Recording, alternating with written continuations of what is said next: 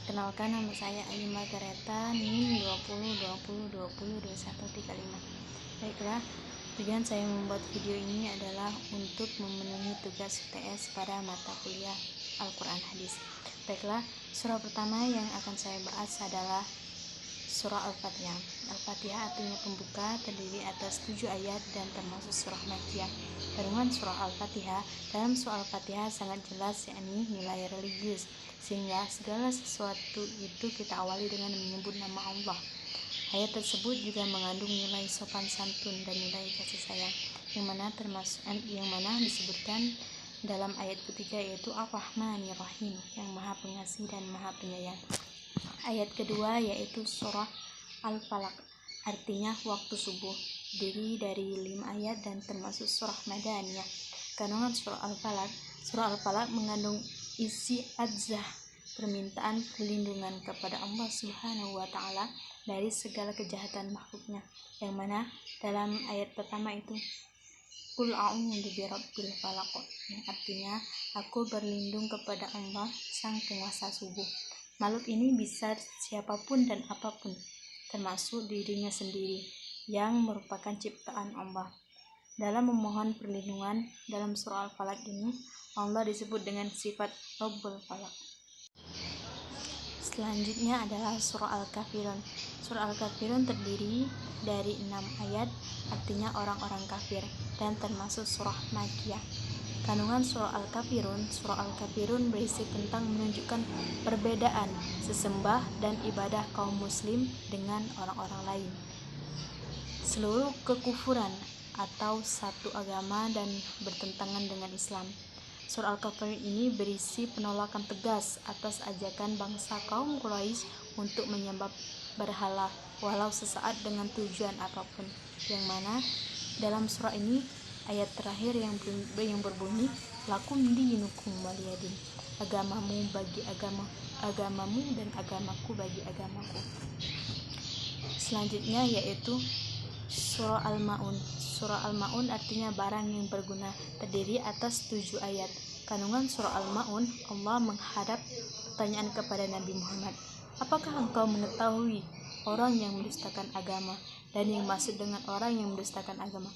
Allah menjelaskan, sebagian dari sifat-sifat orang yang mendustakan agama adalah menolak dan membentak anak yatim yang datang untuk memohon belas kasih demi kebutuhan hidup.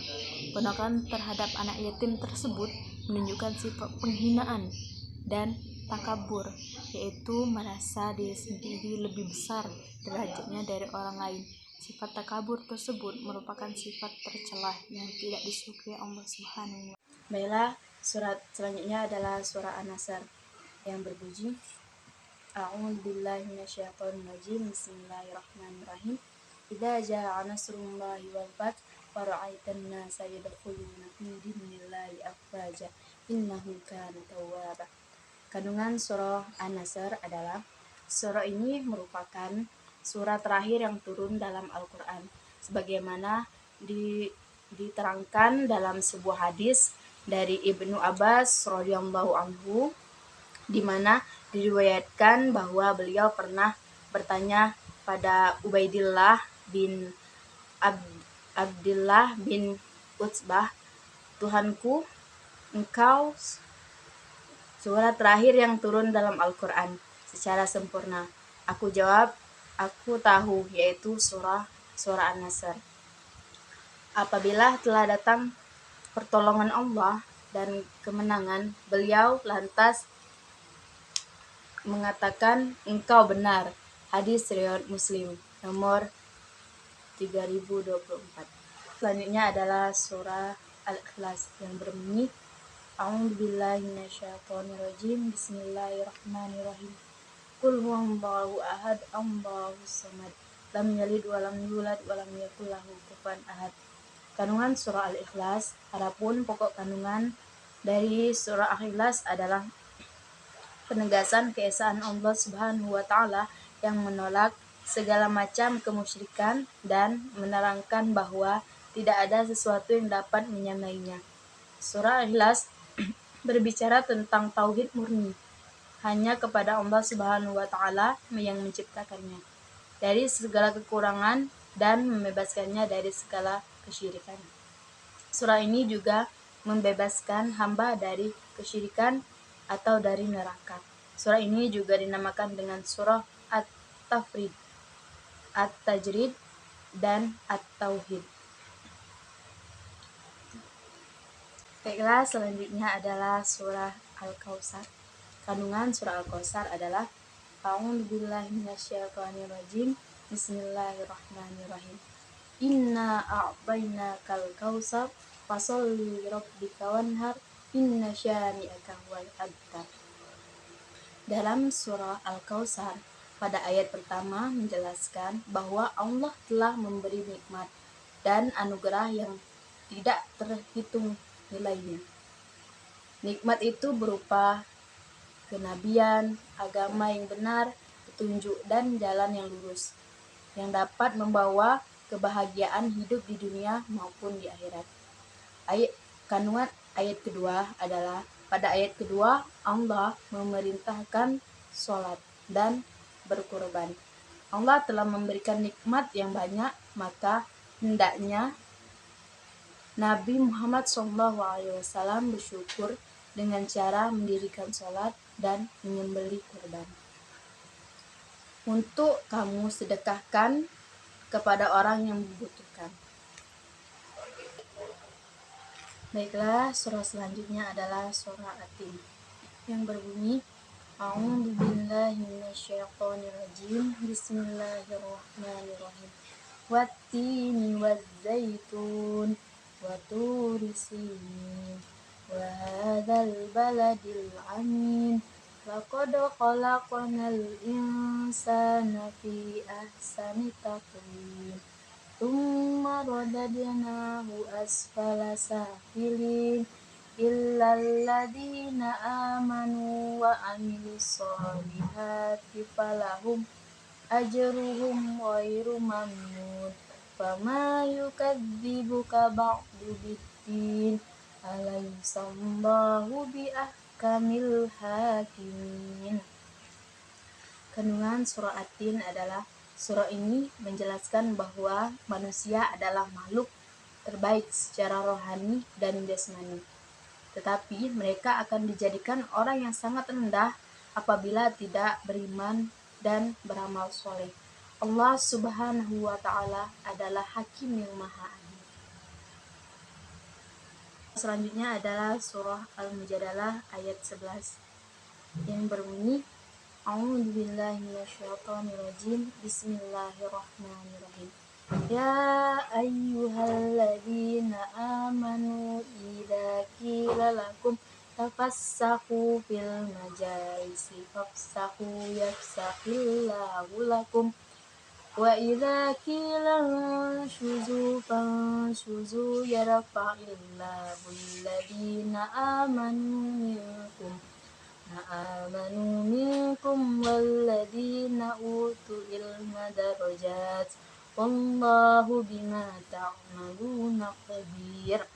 Yang artinya, wahai orang-orang yang beriman, apabila dikatakan kepadamu, berilah kelapangan di dalam majelis-majelis, maka lapangkanlah.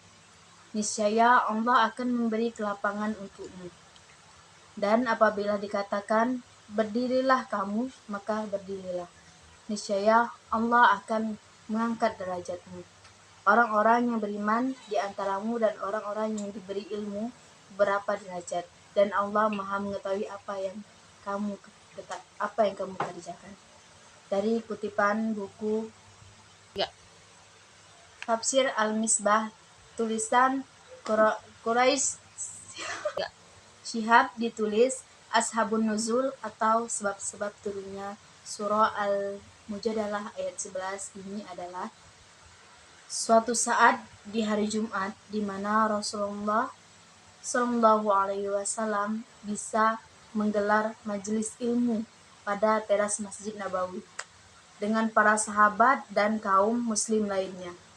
Lokasi tempat teras masjid yang sempit membuat beberapa sahabat yang menjadi ahli para perang Badar, yang mengikuti perang Badar, tidak mendapat tempat duduk di dekat Nabi Shallallahu Alaihi Wasallam.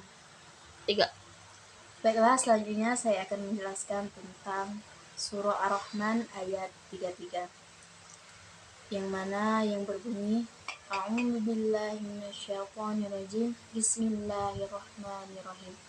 Ya ma'syarul jinni wal insi in istata'tum fanfuzu min aqtaris samawati wal ard fanfuzu la tanfuzu illa bisultan, yang artinya, wahai golongan jin dan manusia, jika kamu sanggup menembus melintasi penjuru langit dan bumi, maka tembuslah. Kamu tidak akan mampu menembusnya kecuali dengan kekuatan dari Allah Subhanahu wa taala. Menurut jumhur sahabat dan tabi'in bahwa surah Ar-Rahman diturunkan di Mekah, tetapi terdapat jamaah yang mengambil periwayatan dari Ibnu Abbas bahwa surah Ar-Rahman diturunkan di Madinah. Sebab diturunkannya atau ashabun nuzul surah Ar-Rahman yaitu ketika orang-orang kafir bertanya, siapakah Ar-Rahman itu, yang terdapat dalam surah Al-Furqan. Ya. Baiklah, selanjutnya adalah surah An-Nisa ayat 8 dan ayat 146. Surah An-Nisa ayat 8 yang berbunyi, wa idza hadaral qismaini Baiklah, selanjutnya adalah surah An-Nisa ayat 8. Kandungan surah An-Nisa ayat 8 yaitu A'udzubillahi minasyaitonirrajim. Bismillahirrahmanirrahim. Wa idza hadaral qismata ulul qurba wal yatama wal masakin fa'arzuquhum minhu wa qulu lahu qawlan ma'rufa, yang artinya, dan apabila sewaktu pembagian itu hadir kerabat, anak yatim, dan orang miskin, maka berilah mereka dari harta itu sedekahnya, dan ucapkanlah kepada mereka perkataan yang baik. Surah An-Nisa ayat 8 adalah surah yang menjelaskan tentang waris dan perbuatan baik. Berikut ini arti atau tafsiran kandungan surah An-Nisa ayat 8, yaitu keseluruhan surah An-Nisa merupakan surah Madaniyah. Aisyah radhiyallahu anhu mengatakan, surah ini baru diturunkan setelah Rasulullah serumah dengan Aisyah di Madinah. Demikian pula ayat 8 ini juga termasuk ayat Madaniyah. 3. Baiklah, selanjutnya adalah surah An-Nisa ayat 146, yang artinya, kecuali orang-orang yang taubat dan mengadakan perbaikan dan berpegang teguh pada agama Allah dan tulus ikhlas mengerjakan agama mereka karena Allah Subhanahu wa taala, maka mereka itu adalah bersama-sama orang yang beriman, dan kelak Allah akan memberikan kepada orang-orang yang beriman pahala yang besar. Kandungan surah An-Nisa ayat 146 menjelaskan tentang keikhlasan amalan seorang. Ikhlas artinya perbuatan yang kita lakukan semata-mata karena Allah Subhanahu wa taala, tidak menginginkan pujian dari orang lain. Ikhlas, sabar, dan pemaaf merupakan perilaku terpuji yang harus bisa diamalkan dan dari kehidupan sehari-hari. Berikut adalah penjelasan dari surah An-Nisa ayat 146. Baiklah, selanjutnya saya akan menjelaskan tentang surah Al-Baqarah ayat 153 yang berbunyi, A'udzubillahi minasyaitonirrajim. Bismillahirrahmanirrahim. Ya ayyuhalladzina amanu ista'inu bis-sabri was-shalah innallaha ma'as-sabirin, yang artinya, wahai orang-orang yang beriman, jadilah sabar dan sholat sebagai penolongmu. Sesungguhnya Allah berserta orang-orang yang sabar. Allah memerintahkan orang-orang beriman agar menjadi sabar dan sholat sebagai penolongnya, yakni meminta pertolongan kepada Allah dengan keduanya. Allah menjelaskan bahwa sarana yang paling baik untuk menanggung segala macam cobaan adalah sikap sabar dan perbanyaklah sholat. Tulisan Ibnu Katsir dalam tafsir Al-Quran Adim. Selanjutnya saya akan menjelaskan tentang surah Al-Imran ayat 134 yang artinya yaitu orang-orang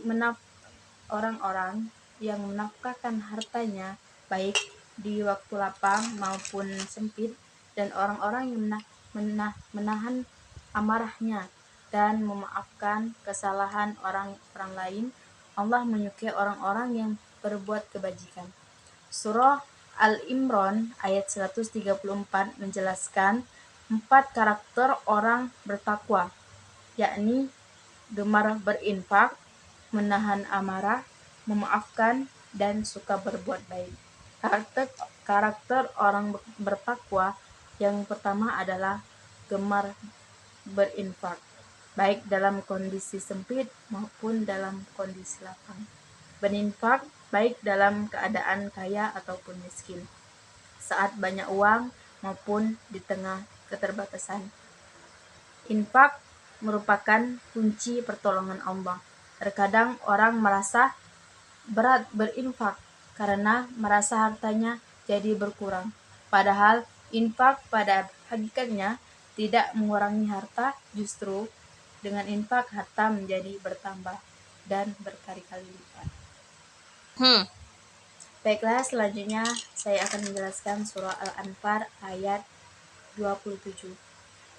Arti dari surah Al-Anfal ayat 27 adalah, wahai orang-orang yang beriman, janganlah kamu mengkhianati Allah dan Rasul, dan juga janganlah kamu mengkhianati amanat yang dipercayakan kepadamu sedangkan kamu mengetahuinya. Amanat itu suatu tanggung jawab yang dipikul oleh seseorang atau titipan yang diserahkan kepadanya untuk diserahkan kembali kepada orang yang berhak. Bahwasannya manusia adalah hakikatnya makhluk yang bersosialisasi, yang saling membutuhkan satu sama lain. Baiklah, selanjutnya saya akan menjelaskan surah Al-Ahqaf ayat 13. Arti dari surah Al-Ahqaf ayat 13 adalah, sesungguhnya orang-orang yang berkata Tuhan kami adalah Allah, kemudian mereka tetap istiqomah, tidak ada rasa khawatir pada mereka, dan mereka tidak pula bersedih hati. Surah Al-Ahqaf terdiri dari 35 ayat, termasuk golongan surah-surah Makkiyah, diturunkan sesudah surah Al-Jasiyah dinamai Al-Ahqaf, bukit-bukit pasir, dari perkataan Al-Ahqaf yang terdapat pada 121 surah ini. Ibnu Katsir menjelaskan, ayat ini telah dijelaskan pada surat Mahim atau surat As-Sajdah. Sesungguhnya orang-orang yang mengatakan Tuhan kami ialah Allah, kemudian mereka tetap istiqomah, maka tidak ada kekhawatiran mereka pada orang yang mereka hadapi. Selanjutnya saya akan menjelaskan surah Al-Furqan ayat 63. Dalam surah Al-Furqan ayat 63, Allah mengajarkan agar kita memiliki sifat rendah hati.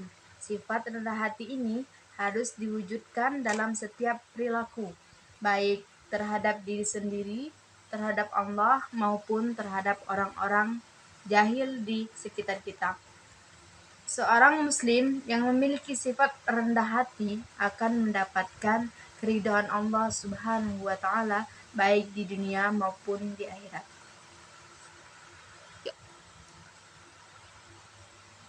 Selanjutnya adalah surah Al-Isra ayat 27, yang mana artinya adalah, sesungguhnya orang-orang yang pemboros itu adalah saudaranya setan, dan setan itu sangat ingkar kepada Tuhannya.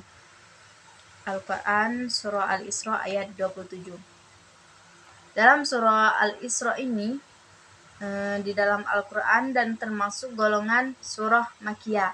Selain berkisahkan tentang peristiwa Isra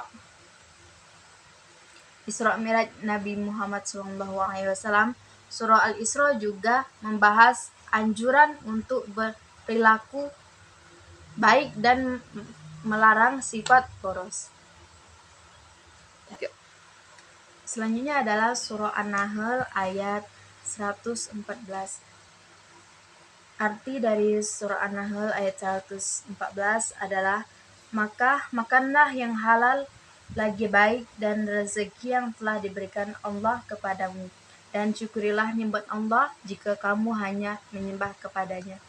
Surah An-Nahl adalah surah ke-16 di Al-Quran dan termasuk golongan surah Makkiyah. Surah An-Nahl yang artinya lebah adalah binatang menakjubkan yang mengeluarkan banyak nikmat, terutama madu. Nikmat lainnya adalah berbagai makanan baik hewan maupun nabati yang Allah sediakan di bumi ini. Maka Dia pun memerintahkan hamba-hambanya untuk memakan makanan yang halal dan baik. Sehingga ayat 114 dalam surah ini. Baiklah, selanjutnya adalah surah Al-Maidah ayat 90 sampai 91. Artinya, hai orang-orang yang beriman, sesungguhnya meminum khamar, berjudi, berkorban untuk berhala, mengundi nasib dengan panah, dan termasuk perbuatan syaitan. Maka jadilah perbuatan-perbuatan itu agar kamu mendapat keberuntungan. Sesungguhnya syaitan itu bermaksud hendak menimbulkan permusuhan dan kebencian di antara kamu lantaran meminum khamar dan berjudi itu menghalangi kamu dari mengingat Allah Subhanahu wa taala dan sembahyang, maka berhentilah kamu dari mengerjakan kerjaan itu.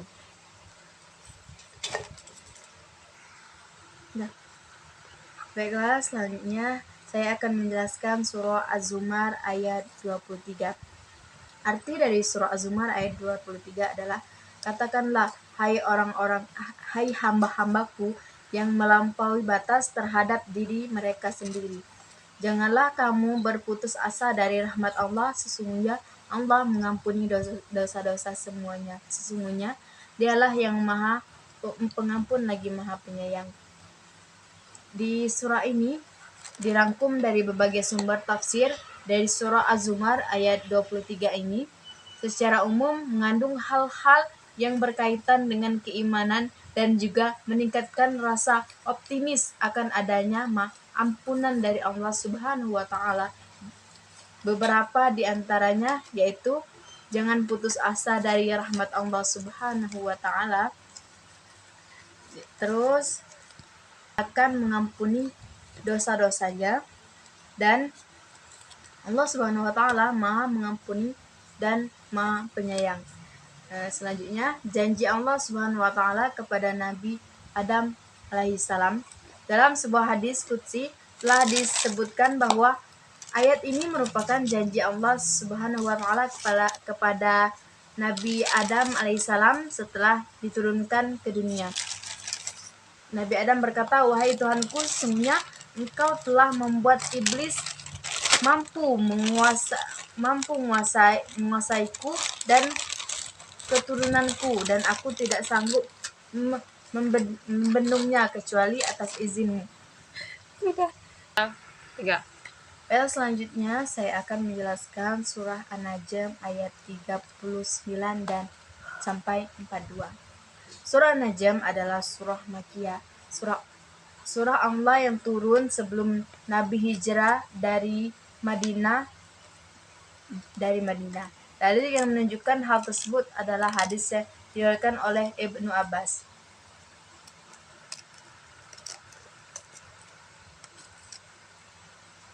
Ketika Nabi selesai membaca hingga akhir surah ini, beliau pun sujud dan orang-orang kafir yang berada di sekitar Nabi dan sedang mendengarkan bacaan surah tersebut ketika ikut sujud bersama beliau sedang sujud. Para ulama mengatakan hal itu dikarenakan mereka terbuai dengan dan terlena dengan indahnya lantunan ayat Al-Quran yang dibacakan oleh Nabi dengan bahasa yang sangat tinggi. Sebagai ulama mengatakan bahwa satu-satunya orang yang tidak mau sujud adalah Umayyah bin Khalaf, majikan Bilal bin Rabah. Ada juga yang mengatakan Al-Walid bin Al-Mughirah, ayah Khalid bin Walid, dan keduanya meninggal dalam keadaan kafir. Hadis dari surah An-Najm ayat 40 adalah, dan sesungguhnya usahanya itu kelak akan diperlihatkan kepadanya. Dan arti dari surah An-Najm ayat 41 yaitu kemudian akan diberi balasan kepadanya dengan balasan yang paling sempurna. Arti dari surah An-Najm ayat 42 yaitu, dan sesungguhnya kepada Tuhanmu lah kesadarannya. Arti surah An-Najm ayat 43 surah Qudam. Selanjutnya saya akan menjelaskan tentang surah Al-Imran ayat 159 yang artinya, maka berkatalah rahmat Allah engkau Muhammad berlaku lemah lembut terhadap mereka. Sekiranya engkau bersikap keras dan berhati keras, tentunya mereka menjauhi diri dari sekitarmu. Karena itu, maafkanlah mereka dan mohonkanlah ampunan untuk mereka, dan bermusyawarah dengan mereka dalam urusan itu. Kemudian, apabila engkau telah membulatkan tekad, maka bertawakallah kepada Allah Subhanahu wa Ta'ala. Sesungguhnya Allah mencintai orang yang bertawakal. Dari ayat ini, kandungan dari ayat ini adalah bimbingan terhadap kaum mukallaf, di samping anjuran untuk mereka agar bertakwa kepada Allah Subhanahu wa Ta'ala dan mengembalikannya sebagai sesuatu kepada Allah, serta berpaling dari suatu hal lainnya. Baiklah, selanjutnya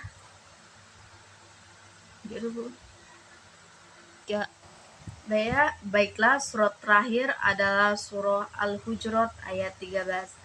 Arti dari surah Al-Hujurat ayat 13 adalah hai manusia, sesungguhnya kami menciptakan kamu dari seorang laki-laki dan seorang perempuan, dan menjadikan kamu berbangsa-bangsa dan bersuku-suku supaya kamu saling mengenal. Sesungguhnya orang yang paling mulia di antara kamu di sisi Allah ialah orang yang paling takwa di antara kamu. Sesungguhnya Allah Maha mengetahui lagi Maha mengenal. Surah Al-Hujurat ayat 113 merupakan surah ke-49 dan urutan mushaf Al-Quran diturunkan sesudah surah Al-Mujadalah. Al-Hujurat sendiri diambil dari kata Al-Hujurat yang ada pada ayat keempat yang artinya kamar-kamar. Surat Al-Hujurat terdiri dari 18 ayat dan termasuk golongan surat Madaniyah atau diturunkan sesudah Nabi hijrah ke Madinah.